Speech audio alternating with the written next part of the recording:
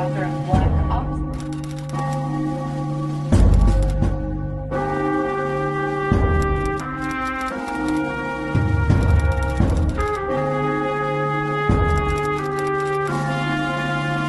I was undercover for Special Grant in a jihadi organisation.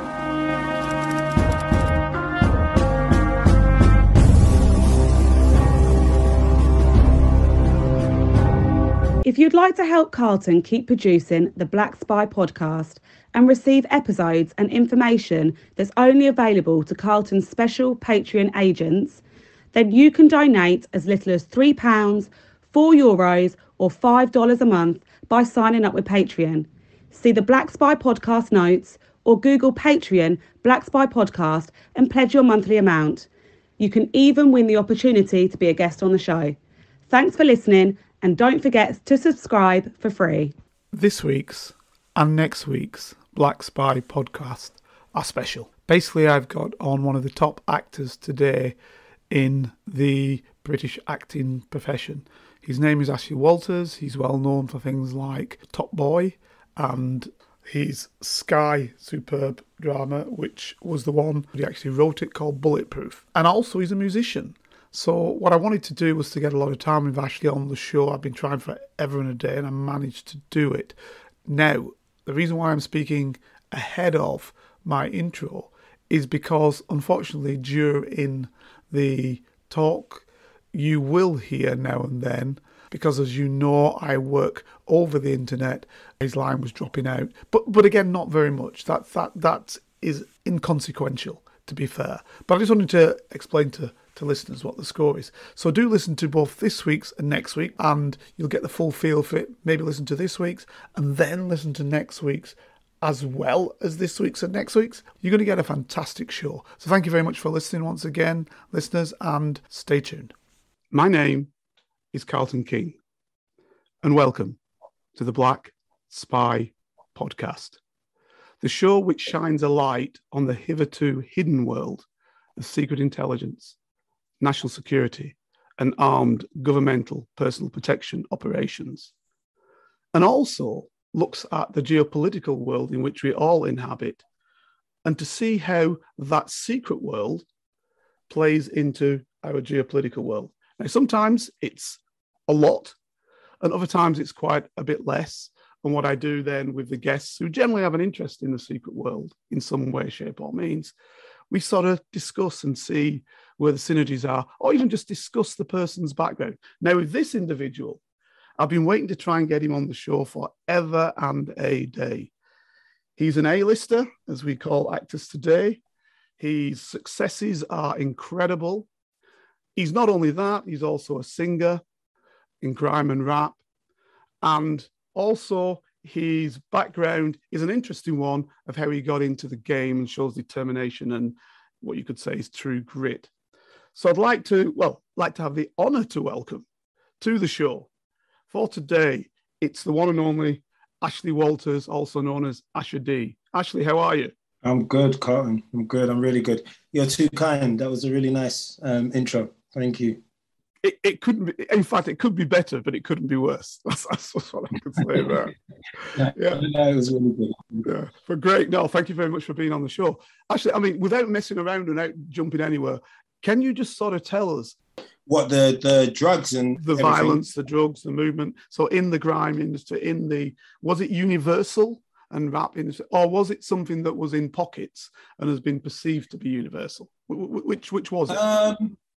Well, look, I can only talk from my perspective, and my perspective was that, you know, it was involved in everything that I was involved in. Gotcha. Okay. So, you know, so in my opinion, at the time, that was what music was. Yes. You know, that's what this type of music was about. And that's not to say that, you know, I invited it or wanted it, because for me, I grew up as a stage school boy. I was going to Sylvia Young Theatre School, doing ballet, tap, and chilling with middle-class white kids on the weekend and stuff like that, like living a completely different life, then coming back to Peckham, you know, and hanging around with the boys on the estate and whatever. And there was a clear difference to me in how people carried themselves. You know, I could see it, and I put on a mask in the different environments I was in to survive. But right, you know, did you think you had to show that you were different? You were the same and had to be hard and whatever in order to fit in with the lads? Yeah. In the early stages, yeah, definitely. I was very impressionable. When it comes to, you know, I would take on the weight of the people that I was with. I would take up the causes and the fights for the people that I was with, you know, and that made me less of myself.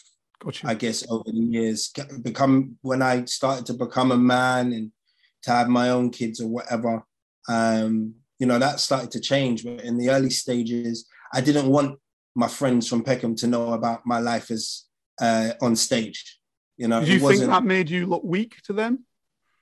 Yeah, of course. You know, and a lot of times I was proven right because, you know, I was bullied. I was robbed. I was mugged because I stood out from the crowd.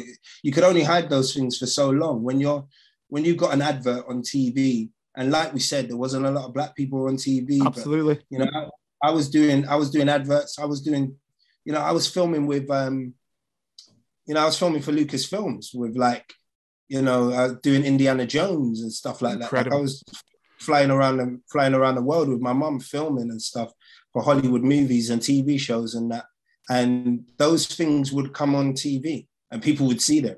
And then you'd walk down the street and you were that guy in that show, because it weren't hard to tell because there weren't so many black people on TV at that point. So what were they trying to get from you? Were they trying to get your money as they perceived it?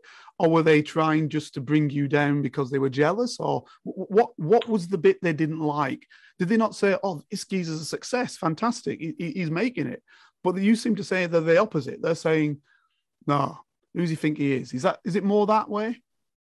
Yeah, it was more, I guess, there was nothing that I could have done to change anything. And when I say that, I mean that what happens is when we're all in this boat together, fighting a common cause, struggling to survive, struggling to get out, and someone makes it out, as much as we all want that for ourselves and we look like on the surface we want that for others, it makes you fearful. You have to look in the mirror at yourself at that point, don't you? It makes you understand clearly the flaws in you and what is stopping you from achieving. And I think people's way of dealing with that is to lash out. Fear, I think most violent acts, and I say most because there's some crazy people out there that enjoy doing bad shit to other people. But, you know, in most cases, I'd say, you know, fear is the spark of aggression, of anger, you know, and you can usually trace most angry moments that I've had in my life. Most of them are down to being fearful about what's around the corner. And I feel like that's the same with people that at that time were trying to pull me down. And you know what the most amazing thing is that in 2022, you know, I'm a huge one for amends. Yes. I'm a huge one for going back in my past and finding the things that I haven't got over, you know, and trying to confront them and amend them somehow. And a lot of the people that were part of my journey, in the sense that they were really down on me, really tried to harm me, hurt me physically, mentally, whatever, I talk to today and have spoken about those times and why they did those things. And they've been honest enough to say they didn't know how else to deal with my success or the person that I was becoming. And I think that's really interesting. And it kind of says a lot about us as human beings. Look, you can't control people, places, or things. Like, you can only control your reaction to them. And, you know, a lot of the time I didn't realize that. A lot of the time I felt you had to fight fire with fire. I felt that, you know, you want to shoot me, then I'm going to get a gun and try and shoot you. You want to fight me, then I'm going to fight you or whatever. But sometimes the best weapon is to keep your mouth shut, smile, and walk away. You know, you can't do that in every occasion, but my success sometimes has been the best revenge. So was it at that level, though, where they wanted to shoot you or they wanted to stab you? Was it at that level? Yeah, that came later. I mean, with my success in Soul Solid and music, you know, that's when things really became quite intense for me. I was surrounded by people that hadn't grown up like me. You know, Gotcha. A lot of these people that were in my crew and part of my, you know, immediate like support group. Remember, all of this is coupled with me not having my dad around, so desperately. So lack of direction. Figures. Yeah, you know, I was like, any man that was around me that took a shine to me or whatever became my big brother, became my dad. You know what I mean? People that I would die for sometimes. You know, I was so loyal to, and some of these people lived a lifestyle that I didn't understand. You know, they had grown up in gun warfare and crime and you know, stuff like that. So they were coming from a completely different place than me. They hadn't had the stage school lifestyle, you know, the mum there every day cooking and working and whatever.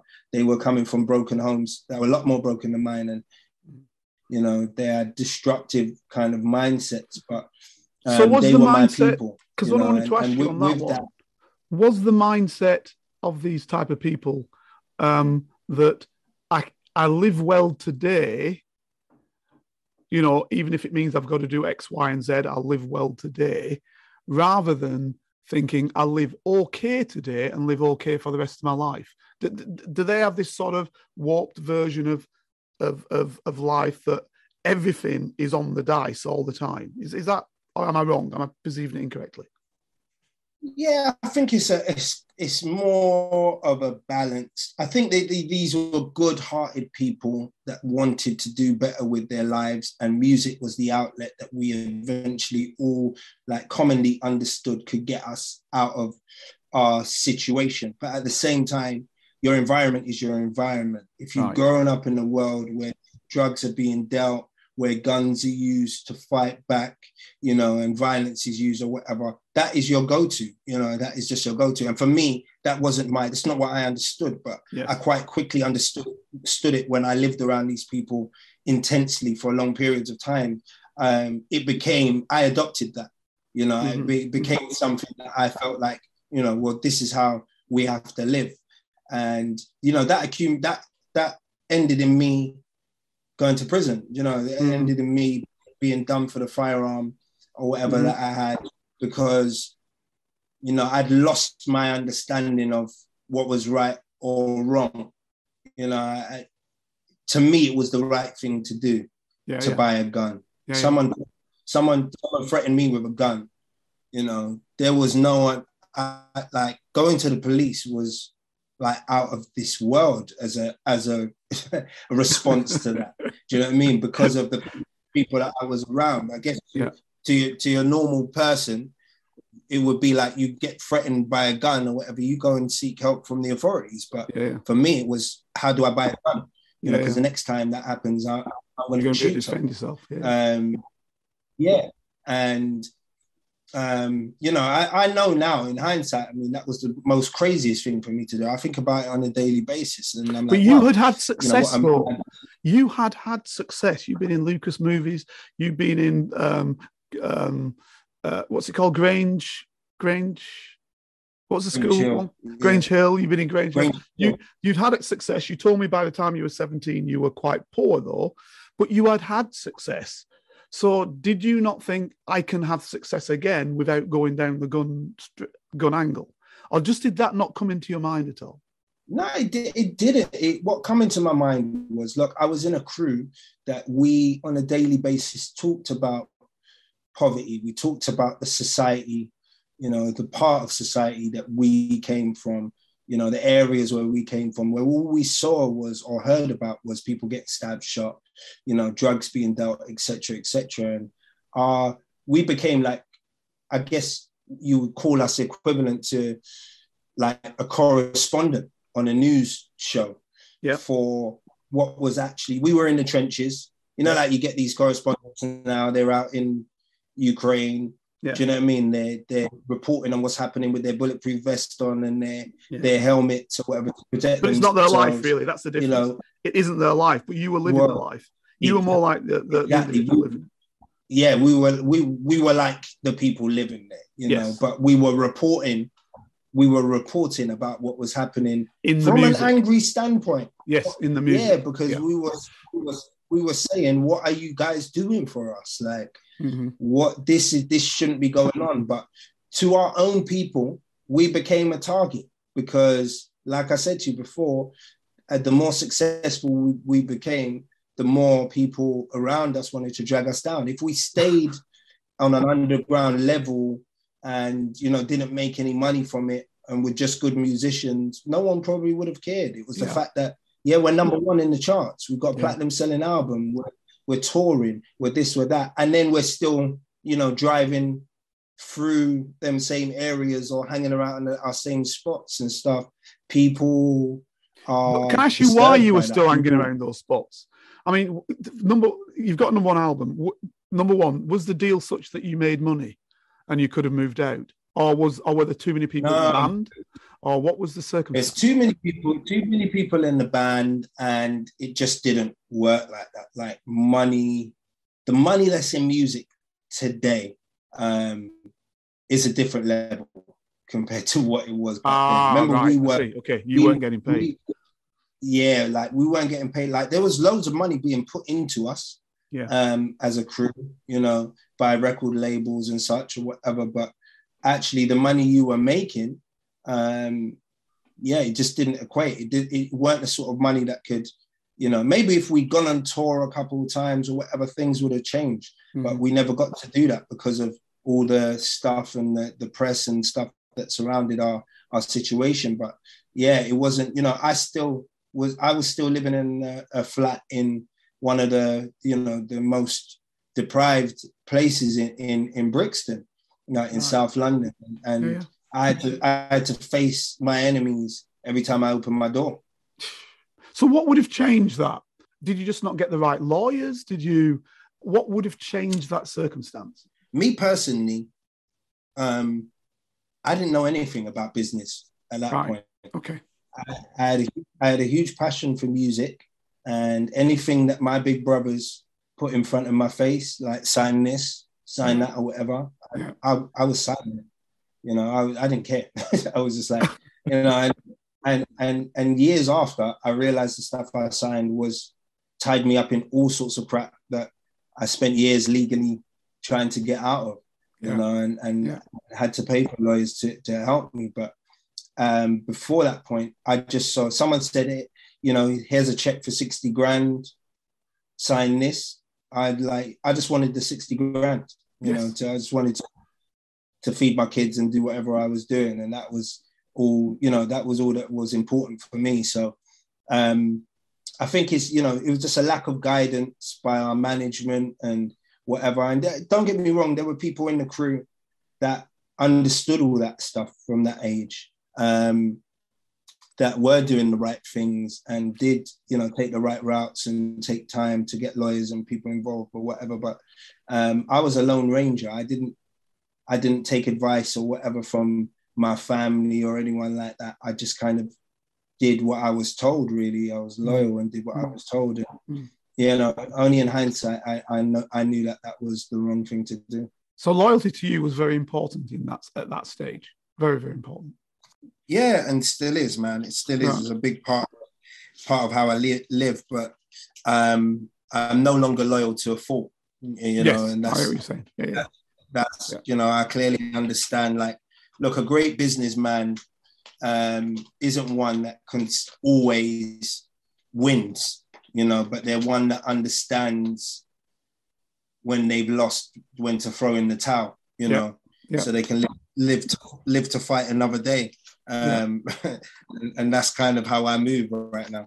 Yeah. So we've only touched on basically the music industry. We touched on your childhood, which is brilliant. We've touched upon your time in So Solid and the avenues which you took within that. So there must have been a lean moment after So Solid let me just ask this first question. You went to prison. Was that good for you? It was definitely a wake-up call. You know, Right. It was a moment for me to clearly understand that, you know, what the journey had been up until that point. And when I came out, I suffered with depression. I became a recluse. You know, my fear and anxiety around groups of people and being in certain situations, you know, intensified. And I didn't want any part of it anymore, you know, and that was like all of these things triggered the next moments that have got me to where I am today, because, you know, that me kind of turning my back on music and turning my back on a lot of the people I was involved with at the time, made me, I had to sit down, and in sitting down and being silent and quiet, I was approached by a really cool guy called Saul Dibb, who was a director, who gave me my first lead role my second lead role in a film I made called Bullet Boy. And that was the spark of my acting career as people know it today, really. Yes. When it comes to, you know, that film was, you know, it got huge critical acclaim, you know, and I won an award for most promising newcomer at the British Independent Film Awards. And, you know, after that point, I got myself an agent, and I worked consistently, like in acting, and kind of left music to the side. And yeah, you know, like that was a huge change and moment for me, because it kind of, in my depression, I didn't want any part of, you know, entertainment at all. All right. You know, because I was like, you know, it was really hard for me. And it was really interesting because filming that film was the most difficult experience ever. It's not one that I'd say I completely got to enjoy, because my, you know, the enemies and the situations that had formed because of my music career followed me into that movie. And there was a huge divide territorially between South London and East London, you know, gang-wise. And I shot that film in East London for like 3 months. And on a weekly basis, we were, you know, attacked by people. When you say attacked, what do you mean? You mean physically attacked with weapon? What? When you say an attacked, what do you mean? People were. So I put it this way: I filmed about a week of that film. I was still living in South London. I filmed a week of that film. One night I finished filming. I came home, and my partner at the time was there and said, "There's 2 gentlemen in the front room that would like to speak to you. They've been waiting there for you." So I was like, "Oh shit." Went into my front room, and there was 2 white guys in suits sitting on my sofa. They said they were from Scotland Yard, and that they have intelligence that says someone is going to attempt to take my life whilst I'm filming. So the BBC stopped filming for a few days. You know, there was this huge panic. They had to change everyone in the crew because they didn't know, you know, someone had been leaking where we were going to be, or where we were going to be filming. And, you know, so no one had actually done anything, but up until that point, there was people coming on set, weird people just standing, you know, threatening behavior, but nothing actually happening.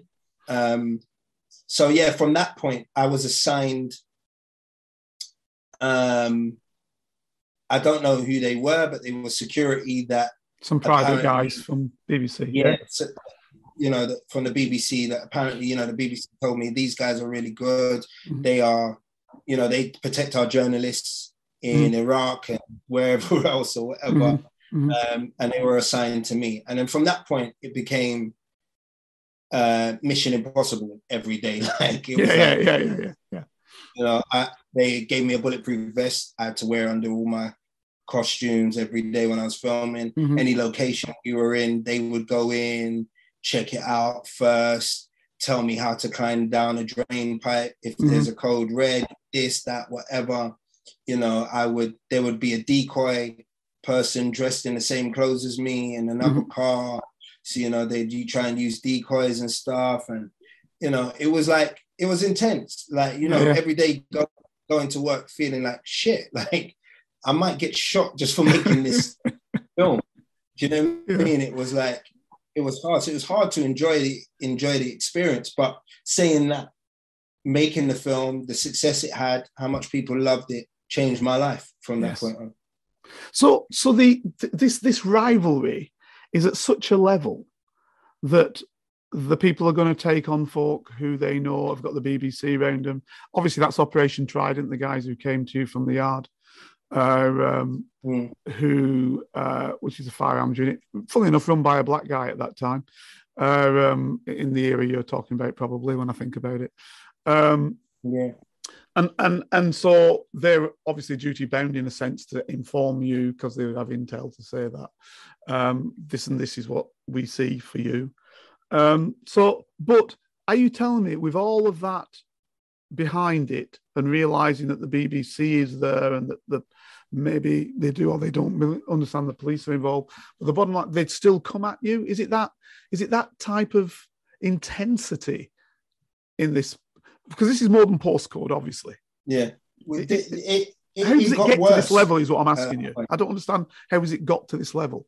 There was a basic music rivalry between us as So Solid and some of the groups in East London that were emerging in the grime scene. And that kind of spilled onto radio. I'd had like a really prominent battle, like lyric battle with Dizzy Rascal at the time on radio. And that was like, you know, it's well documented. It was on radio, live on air, and people still talk about it today.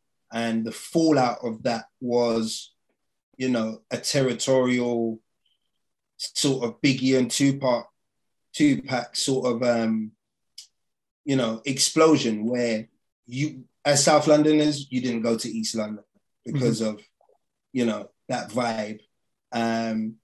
Just like people say Biggie shouldn't have went to LA. Do you know what I mean? Yep. It was like, it was that sort of intensity. You see, the problem I have with Until that you see things happen, it's like... Sorry, the problem I have with that... Hello? Yeah, I'm with you. The problem I have with that is that in the United States, there's a minimum of 35,000 people shot dead each year. And they are very good at trauma,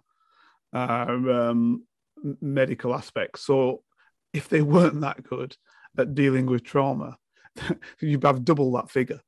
So I can understand it in the United States, in a sense, because guns are freely available. You can walk around now in many states, open carriage. You can just walk around with a bloody assault rifle if you want. So you can see how young men, at one moment of, young women indeed, one moment of anger, just pull a trigger, pull a gun out and shoot somebody. And then it blossoms into a load of other stuff.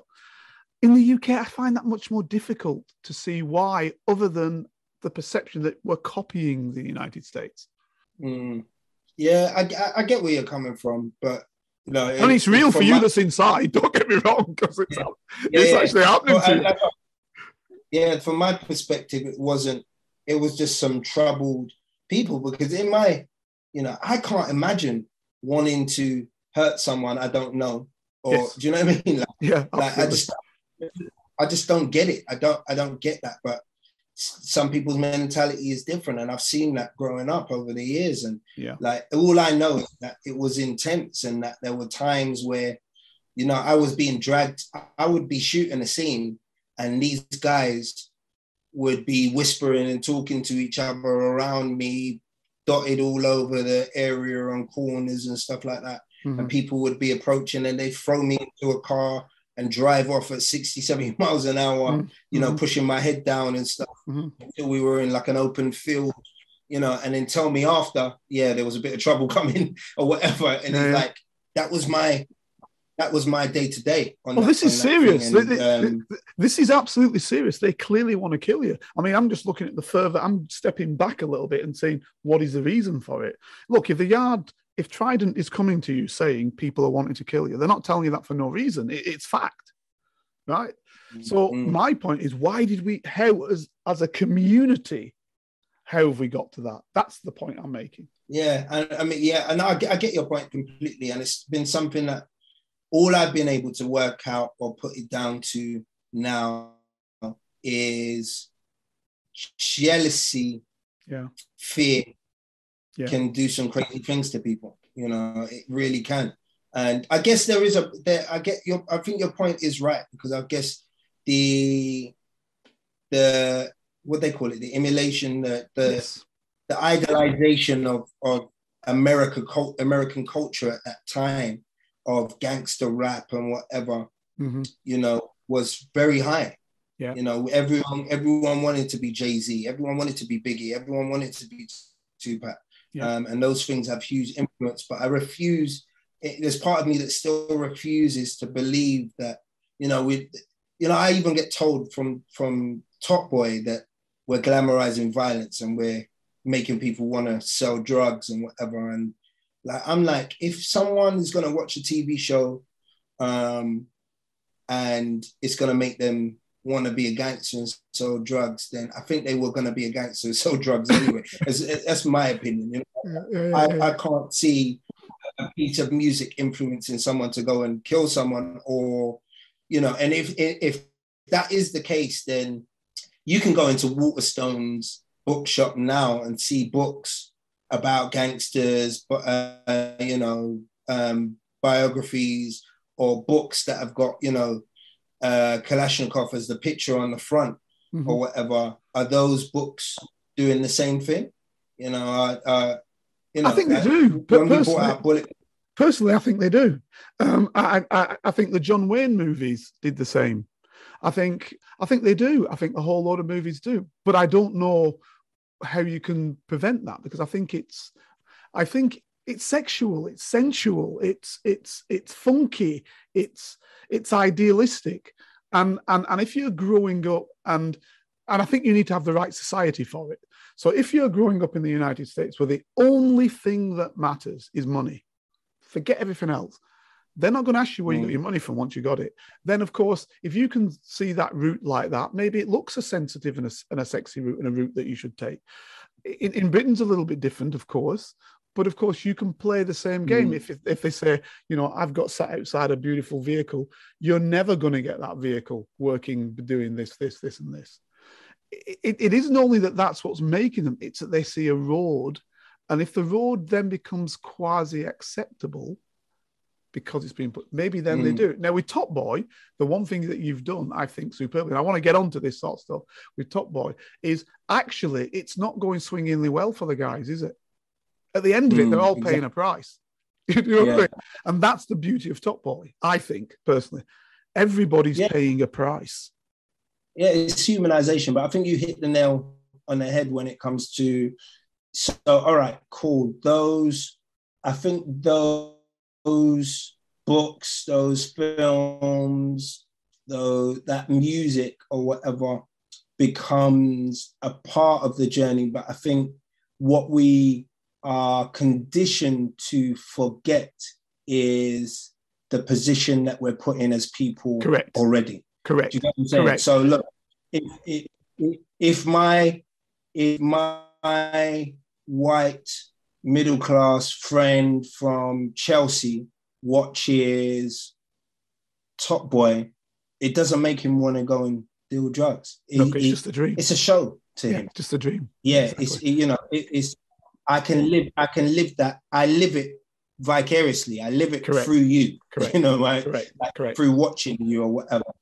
You know, whereas us that are in the trenches, or that we're in the trenches. I'm not in the trenches anymore, but when I was in the trenches, it's like those things are going to be much more appealing to me. Of course, those because are it's a going way to out. viable routes to get out of Correct. where I live. So I guess my point is that it's easy from a government perspective to say, you know, knife crime is on the rise and gun crime is crazy and whatever. And it's because of this grime and it's because of, you know, films like this and shows like this or whatever. But actually, what are you doing to address why people see those things as roots out? You know what I mean? Why is society so unfair in that sense? And I think it's an easy way to disguise the bad management of our country. Do you know what I mean? Absolutely right. And I'll tell you another point, which underlies exactly what you're saying. Forever and a day, really, until about 15, 20 years ago, when a DI and a superintendent and a medic did something about it. The number one country in the whole of Europe, number one city, in the whole of Europe for stabbings and deaths was Glasgow, right? It was Glasgow. Mm-hmm. So that was not the music. You see, that was the way of that. And the people saw themselves, we can get forward. And they glamorized their people like Wee Man, you know, that guy you had called Wee Man, and various others that you had up in Glasgow doing all the bits and baps they were doing. They glamorized all of that. And because people who were in the bottom, living in areas where, you know, there'd been shipbuilding, now there wasn't, there's this, now there isn't. What's my way forward? Yeah. You know, we go out and drink all the time because that's what they do. And then what's my way forward? Right, I can do this. I can move some drugs. I can move this. They were doing the same type of thing. Nobody wants to talk about that. It's easy to talk about the blacks doing that in various places. So, yes, you're absolutely right. For the government, it's a way out.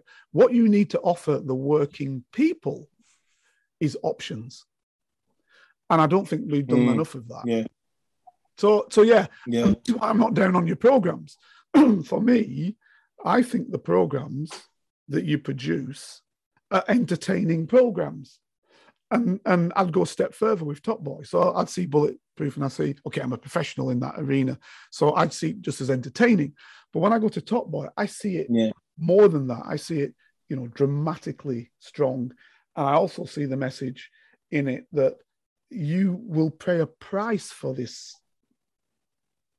lifestyle. Yeah. And you also explain in that, which I like as well, you say, this geezer's not in the lifestyle. Leave him. They're not in there. I love that one this time when your top hench lady says, no, I'm looking at them. She's not in the lifestyle. You know what I mean? I love that. So you're saying, there's people who are just getting on with it. It's normal. Yeah. It's a brilliant piece of work. So I wanted to hit on that. And I also wanted to look at your directorship now. Because, yes, you're saying there's actors coming in front of the camera. But if you don't have these guys behind the camera, at some stage, somebody can turn the tap off and say, well, we've done enough diversity now. Let's look at something else. Yeah. So you've done directorship lately. How did you perceive that? I loved it. I think it's a natural progression for me because, like I said to you in the beginning, I was like I understood narrative, I understood story. And when I read story, I picture it in my head. That's how I've always been. So directing for me, you know, a good friend always told me, he's a director, and just told me, like, you know, I wanted to direct, and I was saying to him, I'm going to direct soon. And I was like, you know, have you got any tips? And he said to me, look, Ash, there's a woman on a boat. You know, what color is the boat? And I said, gray. And he said, yeah, so, you know, is it windy? I said, yeah. He said, you know, what does a woman look like what she's wearing? I said, she's white, she's wearing a hat, it's blowing in the wind. He said, is the sea rough? I said, yeah, the sea is quite choppy or whatever. He said, well, you just directed a scene, you know, and that was, for me, that was the spark of like, oh, okay, cool. Because you can sit there and kind of intellectualize the understanding of what directing is and whatever, but essentially is putting your vision in front of someone else's face. So what I read on the page, how I see what is written is going to be completely different to how you see what is written, absolutely. Or how she sees what is. Do you get what I'm saying? It's like everyone's going to have the different opinion on what a piece of text, how a piece of text should be interpreted. And you have to push for your vision. You know, everyone has to come and help put your vision into practice. And what happens along the way is that changes when you work with like-minded people. So when I enlist now, I enlist a great costume person that, you know, so my understanding of how people look is this. I say to the costume person, they go away and come back with ideas, and it's slightly tweaked, isn't it? Because it's their vision of how it is with your understanding that you've given them. And everything slowly starts to elevate, you know, when the different fractions of different people get involved in putting your vision on the screen. And you hopefully develop like a brilliant piece. So yeah, you know, my first run at it was Boys, which we did, which has been our first production from Slander. It was a short film, like 23 minutes long, that we shot for Sky. We were lucky enough to get like a decent budget from Sky, and it aired on Sky Arts last year, I think. And yeah, that was amazing for us, like an amazing experience for me. And it was 5 days, a 5-day shoot. And I really got the lust for it. So I eventually signed with a director's agent. And I was recently offered to direct the 5th season of Ackley Bridge, which is not all the season, the whole season, yeah. No, so I did the first 5 eps. There's 10 episodes. So I did the first 5. Brilliant. Another director, Reza, came in to do the last 5 eps.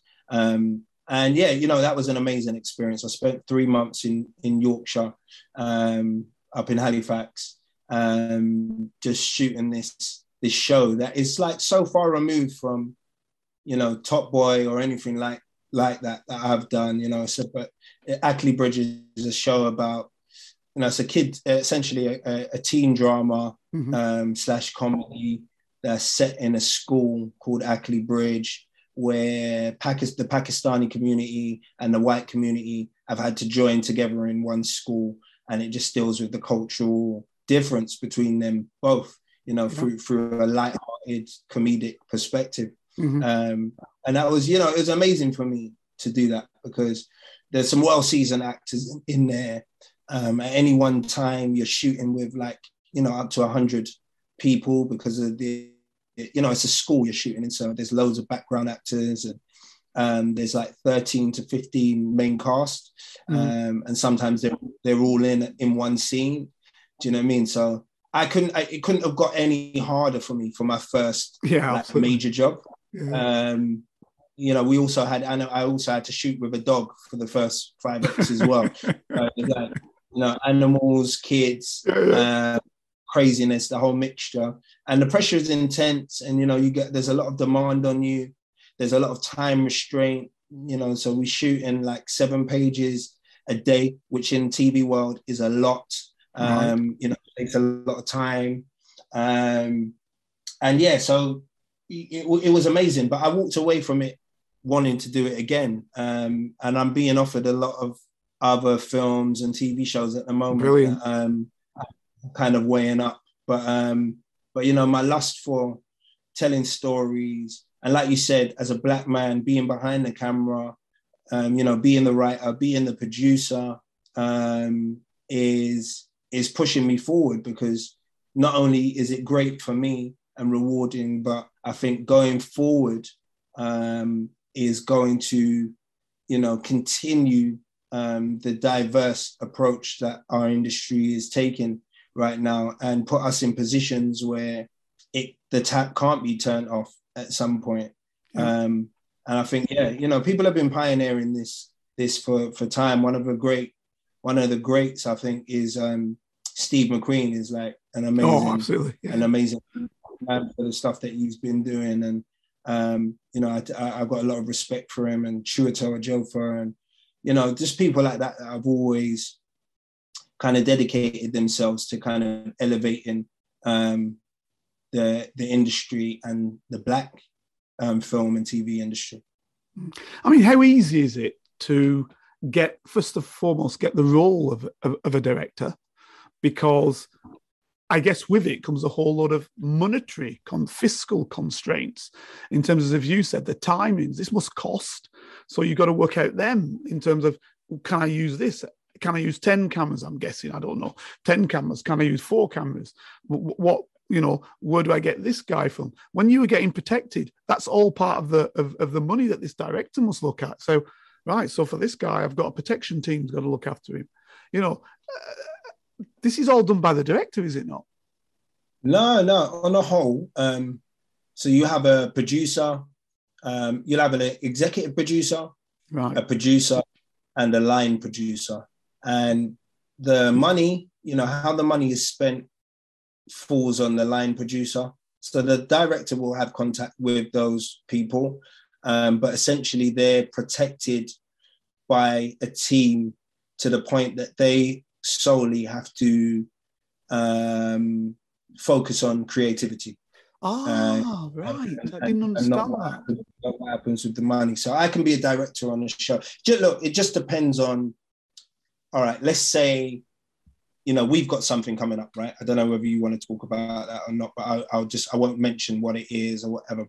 I'm saying, so my involvement will be making sure that we have the right line producer and producer that we can trust to give them the budget, and they make sure that it's spent. Spreadsheets, actors' fees, security, down to COVID testing, whatever it is going to be, everything's factored into that budget, and the targets and milestones are met, at the right times, and the money is conserved for the right things and not wasted, so we can make the film in the right way. Right. And there's people that is their profession, usually have come from an accounting background, that come in and do that on films. I see, because I thought that the director, I spoke to Najan, obviously he's been on the show and he was great, but and we probably didn't go into directorship enough.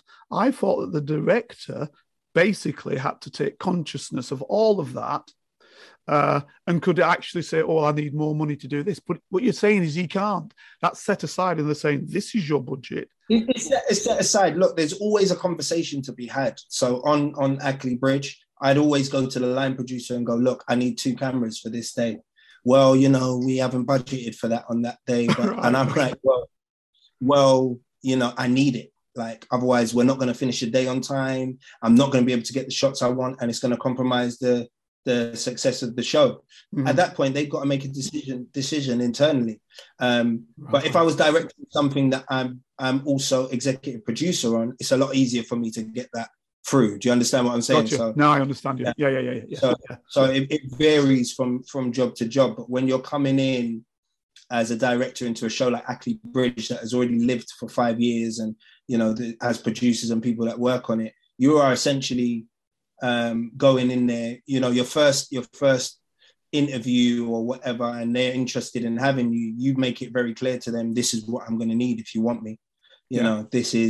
This is what comes with me, is I need this, that, whatever, and they have to assess whether they can afford it, and whether it makes sense for them. Mm-hmm. But like I've learned in the last 5 years probably of my life, being upfront and honest about your feelings and what you want or whatever is always the best way to go, because then people know where they stand, and there's no blind turns or blind spots that mm-hmm. come up going ahead. But the film world is such, and the TV world is such, that everything changes. Every night on that TV show, I spent, after I finished work, preparing for the next day, writing a list of shots that I want to see, where I want actors to stand, this and that or whatever. And every morning, I kid you not, I had to rip that piece of paper up and, and adjust to what is actually going to happen, because that actor might be sick. That actor might put their foot down and say, I don't want to do that. That person doesn't turn up. That cameraman doesn't want, and you're just you're people managing, for most of the time. And that's the responsibility essentially of a director, is just making sure that the wheels are turning. That's what they entrust you with. Yeah, that's fantastic. Actually, you won't know this, but we've done an hour and a half now, And Oh, I'd like to keep you to do 2 hours, 3 hours, but I know you're a very busy guy. I mean, if we can just, I mean, it's up to you. If we can just do 5 more minutes, because there's a couple of areas I yeah, that's haven't fine. touched on. Oh, brilliant, fantastic.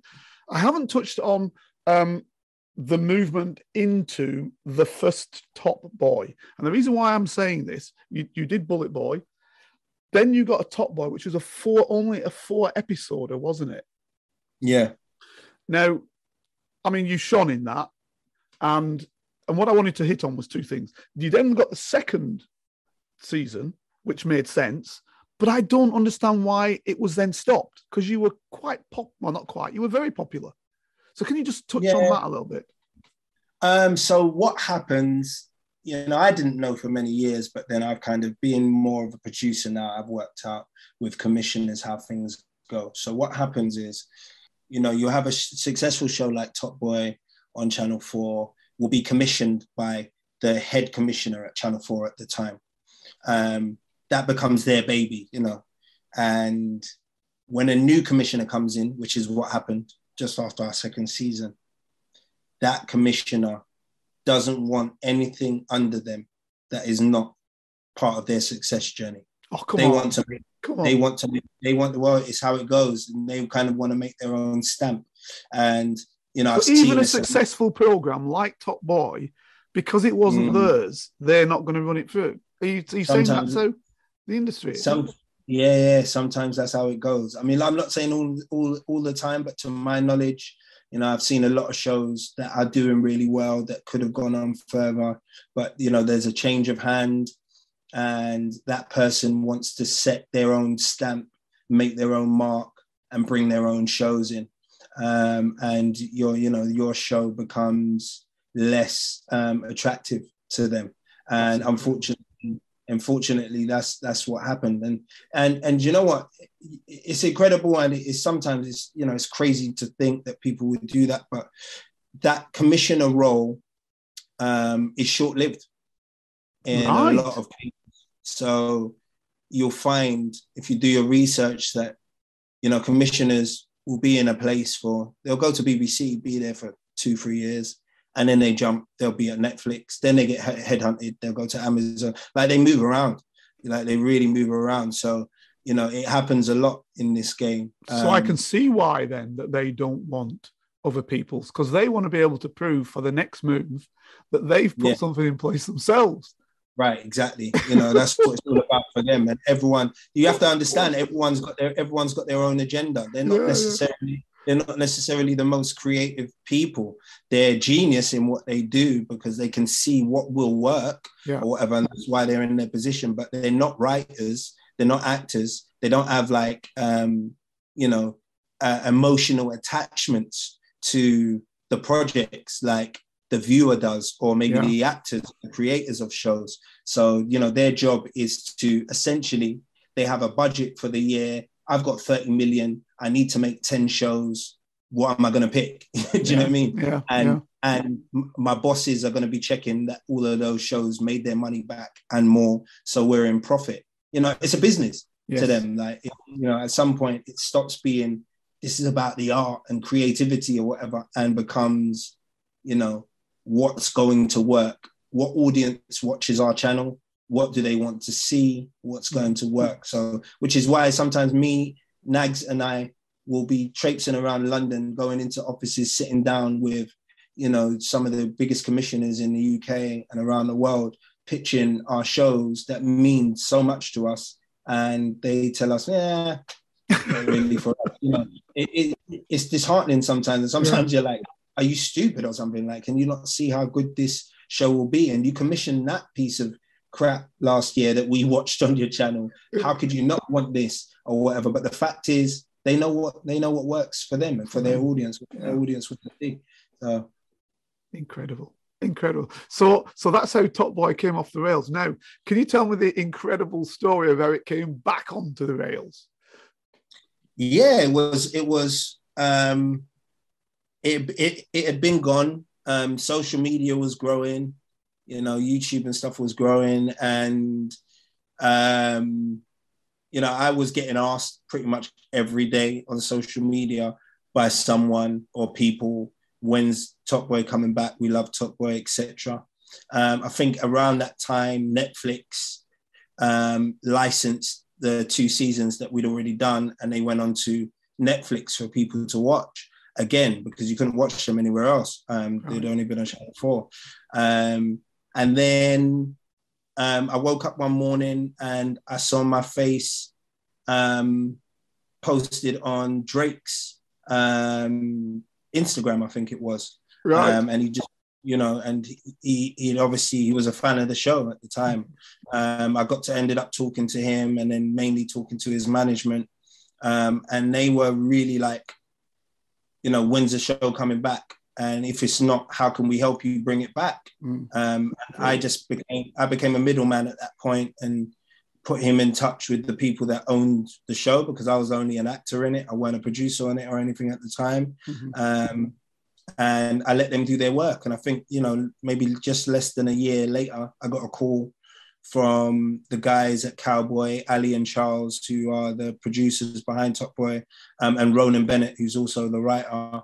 And they just said, yeah, we're back on Netflix. Really? Want to do a deal. And, Drake facilitated that. So we were signed, we got the show signed through Netflix US. It wasn't through Netflix UK. So they have different branches, they work in different capacities depending on what country they're in. So yeah, it was signed through the US and then transferred over to us, which is why, initially in the first season that come back on Netflix, which was the last season before the one that's just come out, 50% of our directors are American-based directors. One of them who's Ronaldo Green, who also just directed King Richard, starring Will Smith. We also had Nia DaCosta, who just directed the latest installment movie of Candyman, the horror film that's just come out in America. So like we were spoiled, really, right. kind of, the way we came back and how impactful it was. But I think this season has surpassed what last season did. And we're currently, I think, like number 4 TV show in the world. In the world? Yeah, in the world, by the Netflix platform, which is amazing. I think we were number 1 in 15 countries. And yeah, you're number 1 in the UK. You were number 1 in the UK, I saw that, yeah. We were number 1 in the UK as well, which is amazing for us. So this means the show's grown, it's grown. So what's it like in the States? Because obviously I could see Drake, a Canadian, who may have had that sort of less American-y understanding. I've been to both the US and Canada, and there is a difference in Canada. People kind of think there isn't somehow, but there's a difference. It does have a Britishy feel to it in some ways. So I could see how it translated there. What's it, because was he not in partnership with an American basketball player? Was that right? Yeah, he was. So he didn't have, like, I think, the production knowledge. His good friend is obviously LeBron James. LeBron James, that's it, yeah. Yeah, and LeBron owns a company called Spring Hill, which is, he partners with Maverick, who, I think was part of his management, in his early stages of his basketball career, but they're business partners in this production company, and they make some really good content. And it's more factual content, or, documentary-based content rather than TV shows like ours. But so they all kind of got together and, got the deal through with Netflix, obviously with our side. So if you watch Top Boy, you'll see, Maverick's name is on there, Drake, Drake's manager, Future, but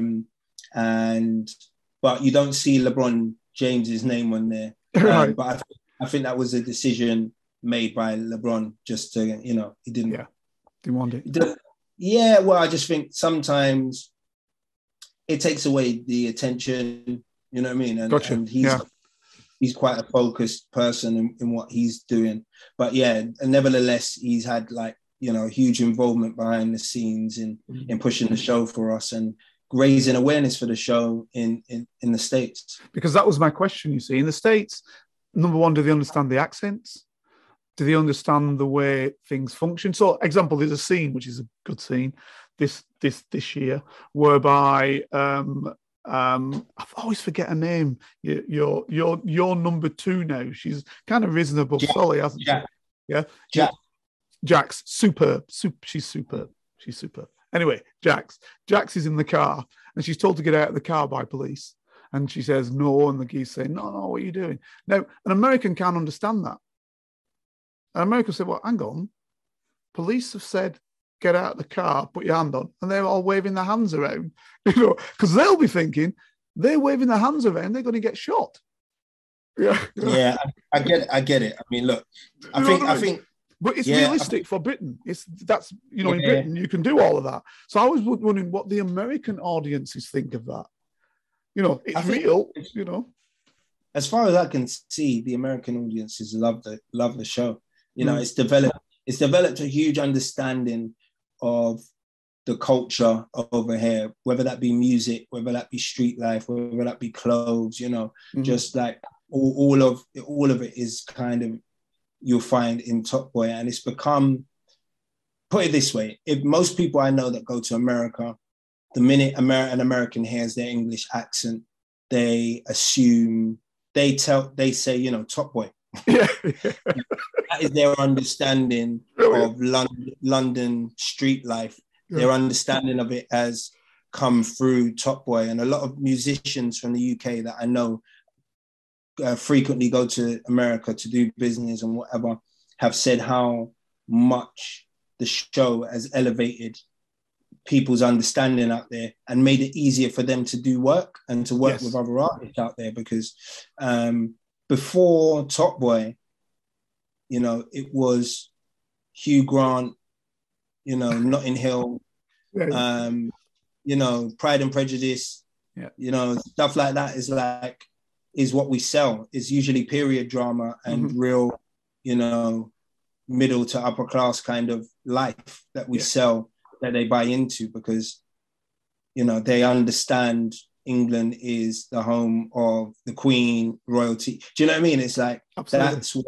That's what sold in America up until this point now. And they didn't understand that there was this, there was this underbelly, if you want to call it that existed over here. We are not, their understanding of us was tea and crumpets. And now they're seeing, that there's different fractions of different parts of life over here, which has garnered like some sort of respect, I guess. But yeah, on the whole, I think like Americans are really into it. That's brilliant. I can't hold you. I want to keep you, but I can't hold you because I know you're busy. Yeah.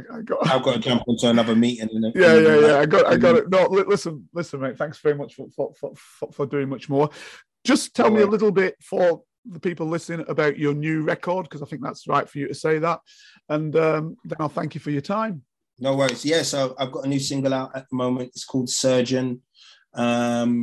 It's, a fun way of talking about people's obsession with social media, and sometimes the opposite sex or the same sex that they obsess over on social media.